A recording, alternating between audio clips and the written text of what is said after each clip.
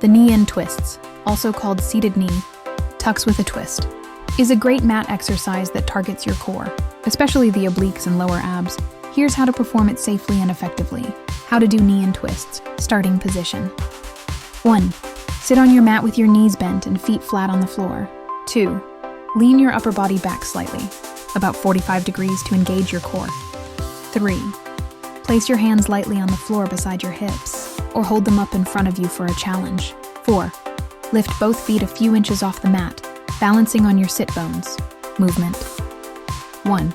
Pull your knees in toward your chest. 2. Twist your torso to one side as you pull the knees in, e.g., knees toward left elbow. 3. Extend your legs back out, but don't let them touch the mat as you return to the center. 4. Repeat, twisting to the opposite side. Repetitions. Perform 10 to 15 reps per side, 2 to 3 sets. Form tips. Keep your core tight throughout the movement. Avoid rounding your back. Move slowly and with control. Don't use momentum. Breathe out as you tuck in, inhale as you extend. Modifications. Easier.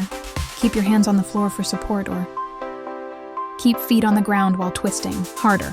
Hold a light weight or medicine ball. Please check my next video.